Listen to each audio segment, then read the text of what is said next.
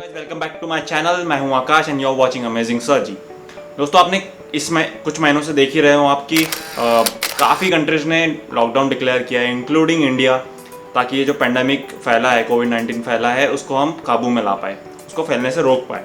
वहीं दूसरी ओर आपने देखा होगा कि कई कंट्रीज़ लॉकडाउन नहीं किए हैं या फिर काफ़ी लेट लॉकडाउन उनमें लागू किया गया है। तो क्यों? क्या उन कंट्रीज़ को लॉकडाउन जो कोविड-19 है उसका खतरा नहीं था या फिर वहाँ फैल नहीं रहा था? जब पूरी दुनिया लॉकडाउन में थी तो इन कुछ देशों में लॉकडाउन क्यों नहीं लागू किया गया? तो आइए इन सवालों के जवाब हम देखते हैं इस वीडियो में। और अगर आप ये चैनल पर नए हैं तो प्लीज़ सब्सक्राइब करो, शेयर करो ये वीडियो और लाइक करो। तो चलिए शुरू करते हैं। दोस्तों आपने अगर हमारे चैनल को अब तक सब्सक्राइब नहीं किया है तो प्लीज़ सब्सक्राइब करिए और बेल आइकन को प्रेस करिए ताकि हमारे वीडियो के नोटिफिकेशन आपको पहले मिले।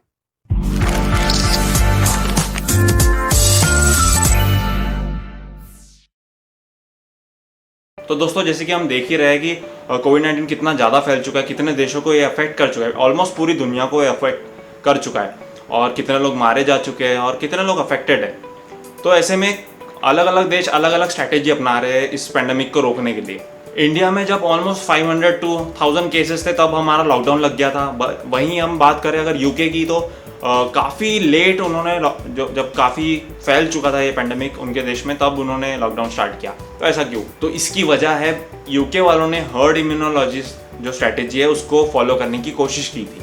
अब क्या है ये हर्ड इम्यूनोलॉजी, चलिए जानते हैं। दोस्तों सिंपल भाषा में अगर मैं समझाऊँ हर्ड इम्यूनोलॉजी को, तो देखो वायरस कैसे फैलता है, सोशली फैलता है। ये एक के बाद एक कोई इन्फेक्ट होते रहेगा।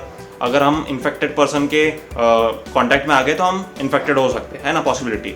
लेकिन हर्ड इम्यूनोलॉजी सिस्टम कैसे काम करता है, जो टोटल पॉपुलेशन है उसका अगर मैक्सिमम पॉपुलेशन उसके जो वायरस है उसके लिए इम्यून हो जाए तो वो फैलने से रोक सकता है। देखो अगर टोटल पॉपुलेशन का 50% पॉपुलेशन 60% पॉपुलेशन अगर हो चुका है उनको ऑलरेडी वायरस और वो इम्यून हो चुके हैं, एंटीबॉडी उनके अंदर डेवलप हो चुकी है, वो इम्यून हो चुके हैं वो उस वायरस से, तो अब उनको वो वायरस नहीं होगा, ठीक है।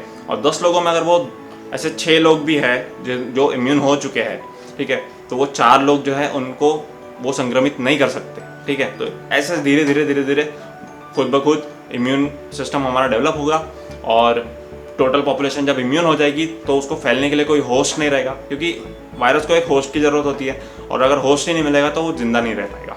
तो ये टोटल सिस्टम है जो हर्ड इम्यूनोलॉजी जिसके हम कहते हैं, ये है उसकी स्ट्रैटेजी। दोस्तों अगर एग्जांपल देके मैं समझाना चाहूँ तो 14वीं सेंचुरी में जब प्लेग फैला था तब क्या हुआ कि मैक्सिमम पॉपुलेशन को वो बीमारी फैल चुकी थी, क्योंकि वैक्सीन नाम का कोई चीज़ नहीं था, तो इतने जल्दी वैक्सीन नहीं बन पाते थे, है ना, टेक्नोलॉजी उतनी डेवलप नहीं थी। तो तब क्या होता था, मैक्सिमम लोगों को वो फैल गया, वो बीमारी फैल गई और जितने लोग जो लोग मर गए वो मर गए, लेकिन जो लोग सर्वाइव कर गए वो बीमारी से इम्यून हो गए थे। तो अब वो बीमारी उनको फैल नहीं पाई, ठीक है, वो बीमारी उनको वापस हुई नहीं, उसके कारण वो धीरे धीरे बीमारी खत्म हो गई। अब देखते हैं दोस्तों कि ये हर्ड इम्यूनोलॉजी जो स्ट्रैटेजी है वो एक देश गेन कैसे कर सकता है। तो देखो 2 तरीके हैं। एक तो जैसा मैंने आपको बताया प्लेग का एग्जाम्पल, कि पूरी की पूरी पॉपुलेशन को इसको फैलने दे, उसके बाद जो लोग बचेंगे, जो लोग सर्वाइव करेंगे वो इसके लिए इम्यून हो जाएंगे और ये आगे फैल नहीं पाएगा क्योंकि कोई होस्ट नहीं मिलेगा इसे। लेकिन इसमें प्रॉब्लम ये है कि कितने लोग जो मरेंगे उनका क्या, मतलब कितने हम रिस्क ले सकते हैं, कितने लोगों के मरने का हम रिस्क ले सकते हैं। दूसरा ऑप्शन है कि हम वैक्सीन बनाएं, वैक्सीन से हम इम्यूनिटी गेन करें और ताकि आगे फैले ना। फिर बेस्ट एग्जांपल दो अगर हर्ड इम्यूनोलॉजी वैक्सीनेशन वाले ऑप्शन पे, तो पोलियो, स्मॉल पॉक्स, ये बीमारियां भी अपन को देखने नहीं मिलती है, तो इसके लिए क्या करते हैं हम वैक्सीन लेते हैं, ठीक है, 2 बूंद जिंदगी के वो सब लेते हैं ताकि ये आगे फिर फैले ना, हमारे को लाइफ टाइम फिर एक इम्यून सिस्टम डेवलप हो जाता है इस बीमारियों के लिए। दोस्तों ऐसा नहीं है कि ये जो हर्ड इम्यूनोलॉजी स्ट्रैटेजी है ये कोई बकवास है, ये साइंटिफिकली प्रूव्ड है, ठीक है, ये सही है, लेकिन इसके लिए बहुत रिस्क उठाने की ज़रूरत है, बहुत रिस्क उठानी पड़ेगी, क्योंकि कितनी फिगर्स आएंगे, वो मौत के कितने फिगर्स आएंगे वो हमें नहीं पता। जब यूरोपियन कंट्रीज़ ने ये हर्ड इम्यूनोलॉजी स्ट्रैटेजी फॉलो करने की कोशिश की तब उन्हें समझा कि उनकी हाफ पॉपुलेशन संक्रमित होने के बावजूद ये कम नहीं हो रहा था, तब उन्हें समझा कि ये हर्ड इम्यूनोलॉजी काम नहीं आने वाला कोविड-19 के लिए। पर ऐसा क्यों हर्ड इम्यूनोलॉजी कोविड-19 के लिए एक सॉल्यूशन नहीं है, तो चलिए देखते हैं। तो दोस्तों जैसे कि मैंने बताया, पहली बात तो ये है कि इसमें कितने लोग मारे जाएंगे, क्योंकि देखो पूरे पॉपुलेशन में ये फैलने देना और फिर वेट करना कि हमारी बॉडी अपने आप इम्यून हो जाएगी इसके लिए, पर यार कितनी क्वांटिटी में मौतें होगी, ये हमें नहीं पता है, ठीक है, जैसे कि मैंने आपको पहले ही बताया। तो ये भी एक एस्पेक्ट है। और दूसरा जो सबसे इम्पॉर्टेंट रीज़न है, स्पेन की सरकार ने एक सर्वे किया है जो लैंसेट जर्नल में पब्लिश हुआ है। लैंसेट जर्नल बहुत ही पुरानी और मोस्ट फेमस जर्नल है, मेडिकल जर्नल है।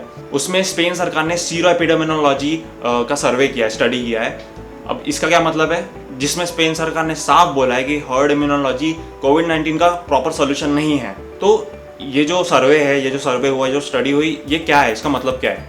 ये जो सीरो एपिडेमियोलॉजी है, इसका मतलब क्या है? सीरो एपिडेमियोलॉजी में क्या होता है कि एक जो ब्लड कंपोनेंट है उसकी स्टडी होती है, एंटीबॉडीज़ की स्टडी होती है, एंटीबॉडीज़ की जांच होती है। मतलब अगर कोई इंसान को वायरस है तो उसकी बॉडी उस वायरस से लड़ने के लिए एंटीबॉडीज़ तैयार करेगी, और वो जो एंटीबॉडीज़ है उसकी जो जांच होती है उसको एपिडेमियोलॉजी की स्टडी बोलते हैं। तो स्पेन में कोरोना के केस में 7,000 लोगों की जांच हुई, जिनमें से सिर्फ और सिर्फ 5% ऐसे लोग हैं जिनमें एंटीबॉडीज़ डेवलप हुई। मतलब मैक्सिमम पॉपुलेशन में एंटीबॉडीज़ डेवलप नहीं हुई थी। अच्छा, जिनमें ये एंटीबॉडीज़ डेवलप हो भी रही है वो एक तो इनकम्प्लीट है, परमानेंट नहीं है, मतलब सिर्फ 3 से 4 हफ्तों के लिए ये इम्यूनिटी डेवलप हो रही है, जिसके बाद वो वापस इन्फेक्ट होने के चांसेस है। तो ऐसे में जो हर्ड कम्युनिटी वाली स्ट्रैटेजी है वो तो टोटली फेल हो गई है, क्योंकि जब उसमें एंटीबॉडीज डेवलप ही नहीं हो रही है, उसमें इम्यून सिस्टम डेवलप ही नहीं हो रहा है कोविड-19 को लेके, वो भी परमानेंट नहीं हो रहा है, ठीक है, हो भी रहा है तो परमानेंट नहीं हो रहा है। और बहुत सिर्फ 5%, सोचो आप, सिर्फ 5% चांस है कि उसमें एंटीबॉडीज डेवलप होगी,